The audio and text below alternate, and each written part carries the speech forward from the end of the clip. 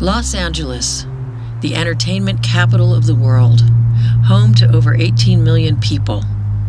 18 million people who are trying to coexist with what remains of the Los Angeles wilderness.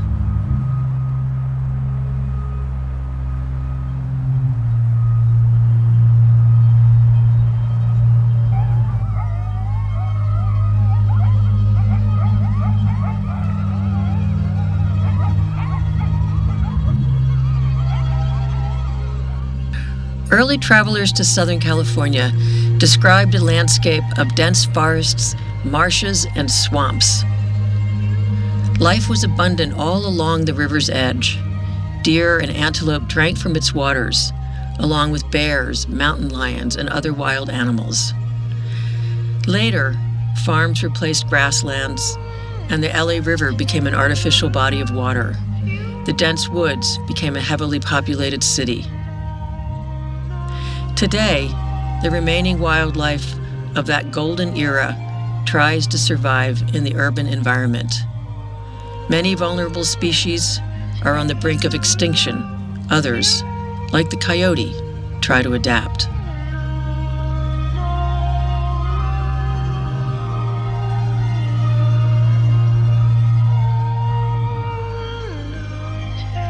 Coyotes are interesting because they're one of the few species that have been shown to be so adaptable to us. Like they've shown they can live in our cities, they can live in our farms, they can live in the most natural areas you can imagine. Coyotes also can show us a lot of things that other wildlife may not be able to do. Things like where they cross roads. They can really highlight the fact that certain areas are permeable or certain places are not. So they're able to figure out many situations that some other wildlife can't. And because of that, they're able to show us what might be doable for other species of wildlife.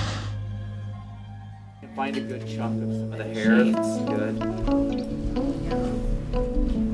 So mine's kind of on that edge, but because of the type of hair, I know it's not self-rooting hair. It's very small, very fine hairs. I know it's a little shocking to see me handling poop with my hands, but this has all been pre-sterilized, so it's safe to handle at this point. So this is all part of a wide-scale urban diet analysis to try to see what sort of food resources the coyotes in the area have been taking advantage of. As much as everybody knows that coyotes are in LA and in the surrounding areas, especially the more urban ones, have not really been studied much. And so this project is trying to see what sort of food resources they're taking advantage of, how are they living in LA, and diet is a huge part of that.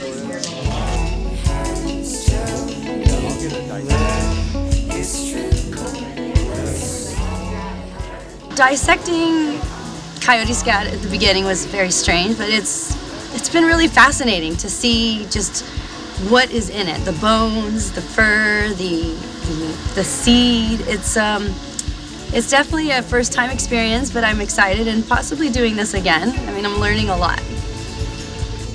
Coyotes are definitely worth saving and protecting. They're part of our environment, they're part of our lives.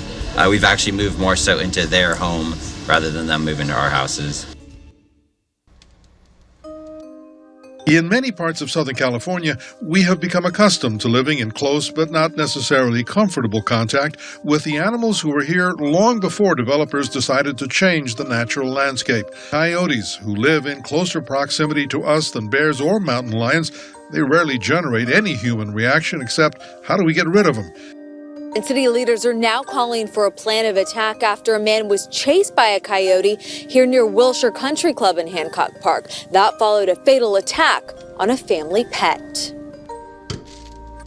A lot of what we find in our scats are non-native fruits and seeds, meaning that people plant ornamental trees because they're pretty, and then the fruit drops, and then the coyotes come around and eat the fruit, and now because they know that there's food there, they come back to your yard all the time. And so people who don't want coyotes around, they may not understand why they're coming in the first place, and so they don't have the tools necessary to make sure that their homes are barricaded or protected in a certain sense if they don't want coyotes actually roaming right there next to them.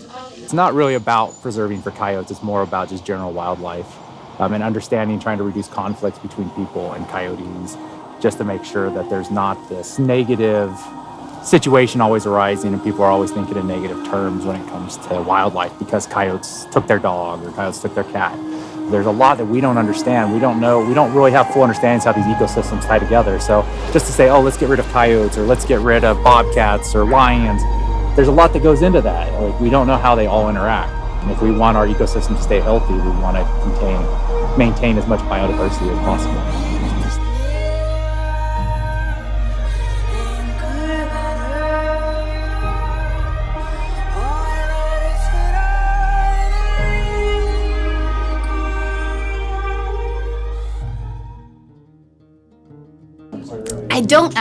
I don't know I would say that coyotes need saving. They are an admirably adaptable species, and they will persist pretty much anywhere that people persist, because as we change the landscape, they adapt to it. So, coyotes will be around. The question is, are we going to have a method to deal with them that works? Or are we just going to keep trying things that don't work and actually maybe make conflict problems even worse? To know what to say, mind is embracing to call for hands of above, to lean on, would it be good enough for me?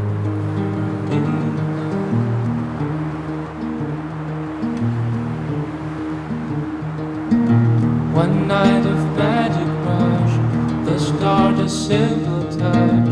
One night to push